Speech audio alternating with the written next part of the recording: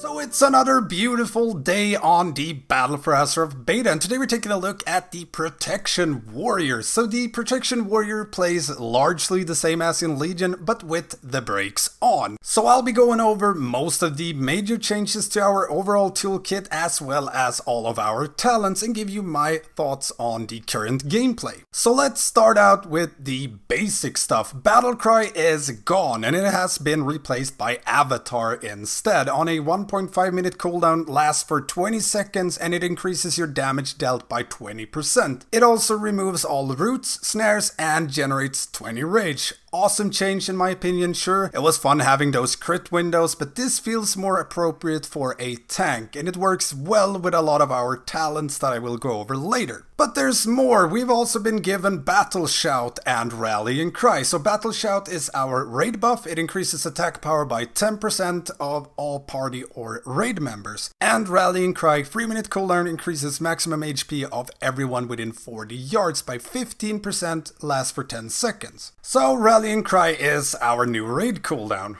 Again. And these two skills are alone enough to make any warrior a valuable pick for raiding, and at least one is mandatory for Battle Shout. Love that the Protection Warrior have Rallying Cry again. As for Battle Shout, don't really care. Not sure why they're bringing back buffs, but it is what it is. And Shockwave is now baseline. 40-sec cooldown, deals a bit of damage and stuns all enemies hit for 2 seconds. Awesome. Intimidating Shout is back again, 1.5 minute cooldown, fear or disorient everything within 8 yards for 8 seconds. It's great for dungeons and I guess for PvP. And Demoralizing Shout is on a 45-second cooldown instead of 90 seconds, but it is on the global cooldown now. And Spell Reflect has been nerfed, so 20% magic damage reduction down from your 50% that you had with the artifact weapon in Legion.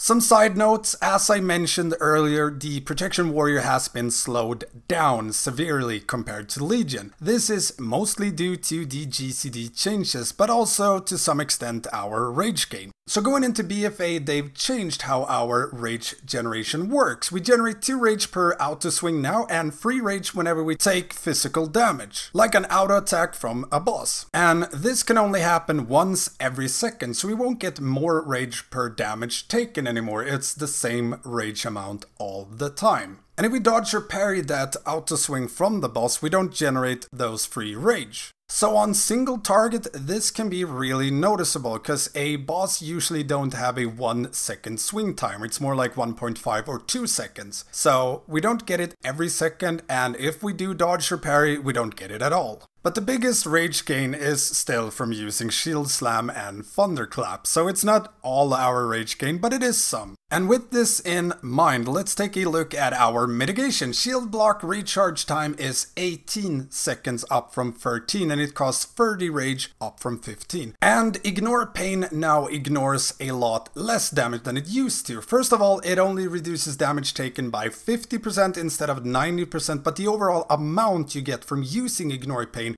has been severely nerfed. And on top of these changes, they thought it would be smart to put Ignore Pain on the global cooldown, so you can't use it while you cast other spells. You have to go Shield Slam, then Ignore Pain. You can't press them both at the same time. But apart from that, they made these changes due to magical damage. They don't want tanks to have good magical damage reduction anymore, and having Ignore Pain like it was in Legion would make us brokenly overpowered. But this nerf, in conjunction with Shield Block having a longer cooldown and Ignore Pain being on the GCD is, well, it's not great. They've also changed the way that our block works a bit. Not gonna go too much in depth with this because it's a lot, but it's no longer a set amount. Instead, it's based off our shields. So shields are back on the menu, boys. The more block a shield has, the less damage you take when you do block. And of course this scales with our mastery crit block, since when you crit block, you block twice the amount, up to a maximum of 85% damage reduction, which you can get pretty damn close to if you have enough gear. And what this means is that we scale a lot better, or our block scales a lot better with gear. And a new passive has been introduced, Vanguard. Stamina is increased by 25%. And armor is increased by 45% of our strength.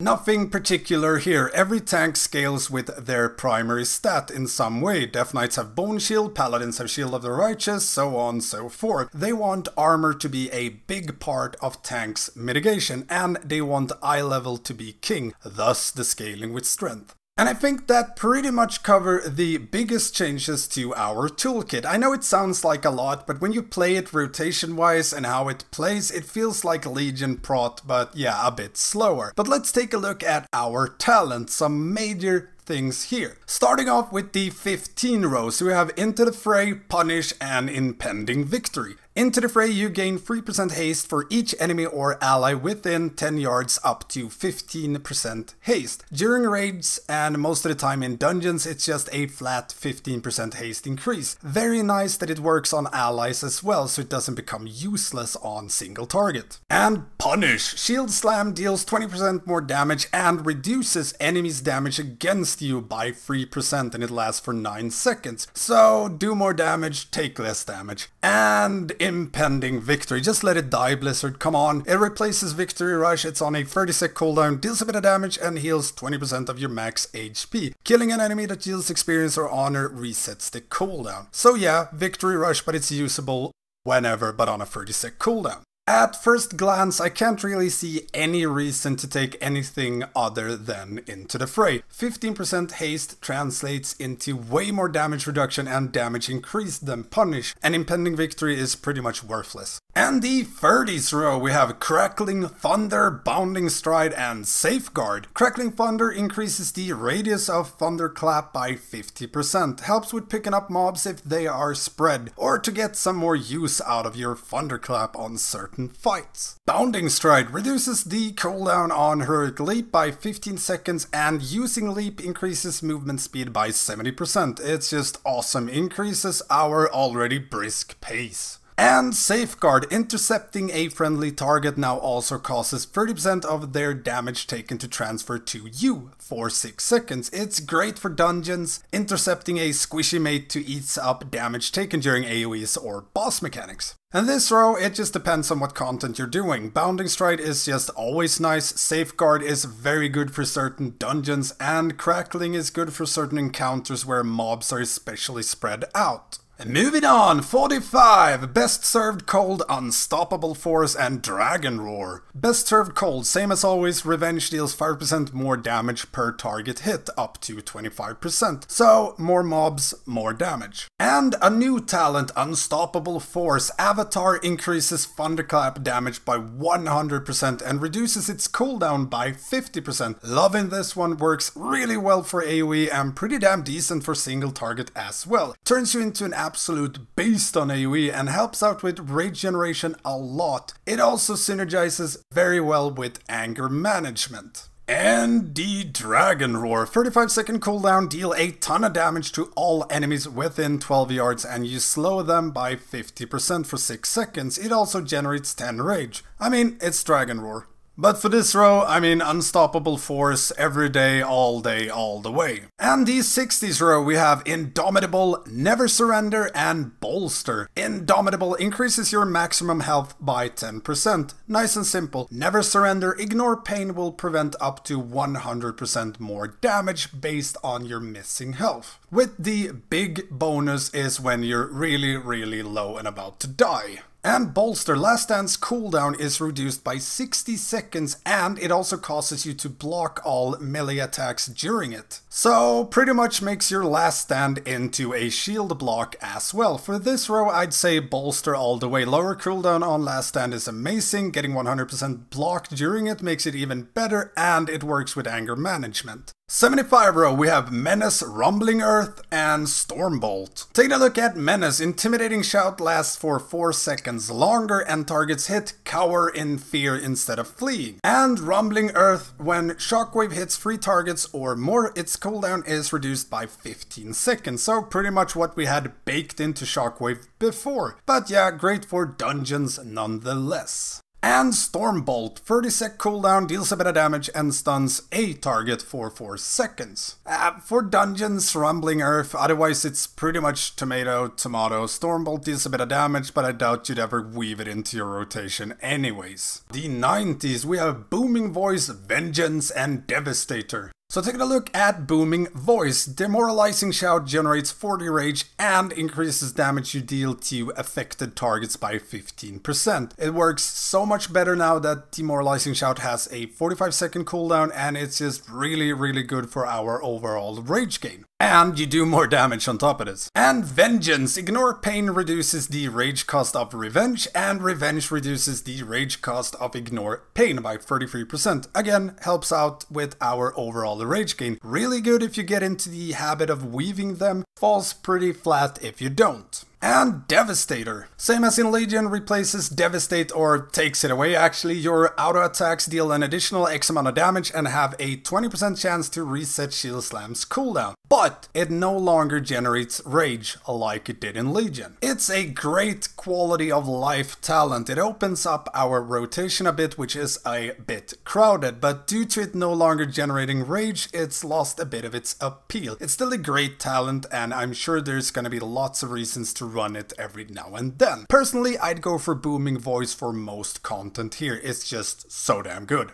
And the last row, we have Anger Management, Heavy Repercussion, and Ravager. Ah yes, Anger Management. Every 10 rage you spend reduces the cooldown on Avatar, Last Stand, Shield Wall, and Demoralizing Shout by 1 second.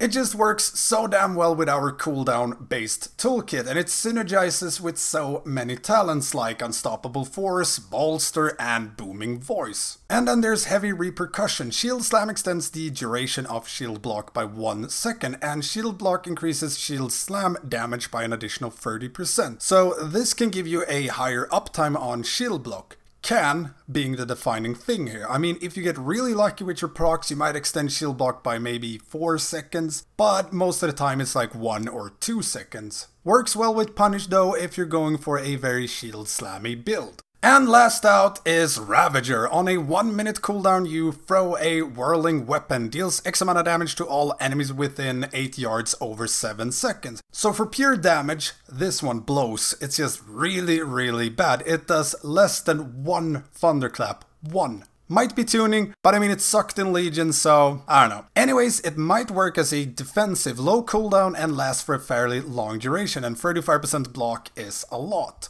However, I see no reason at all to take anything other than Anger Management here. It's just way too good. And as I've mentioned several times, the Protection Warrior in BFA plays like it did in Legion. It's just a lot slower. But overall, it's the same kind of rotation, same kind of mitigation, you press the same abilities. However, a lot of things have changed. It's just that they're kinda in the background, like our new rage gen and how our mitigation works, like the block changes. And I really loved Protection Warrior in Legion. I loved the fast pace and how everything just synergized so well. It was the class I thought they designed the best in Legion. Not talking about how good it was, just how much fun it was. So going into Battle for Azeroth, I wanna like it. I really do, but I don't. I mean, it's okay, but it just feels like a pale comparison of what it used to be. It feels like going backwards for me. That said, will I have one in BFA? Yes. They might change him a bit, and then it's hello Prot Warrior again. There's 2 things I'd like them to change. Take Ignore Pain off global cooldown and take Demoralizing Shout off global cooldown. But yeah, that's pretty much it for this look at the Protection Warrior going into Battle for Azeroth. If you have any questions at all, make sure to hit me up in the comments below. I try to answer any and all questions as well as I can. And as always, if you like these kind of videos, make sure to hit that subscribe button, leave me a like, and ring that notification bell and switch it to all. Thanks for watching, and I will see you next time.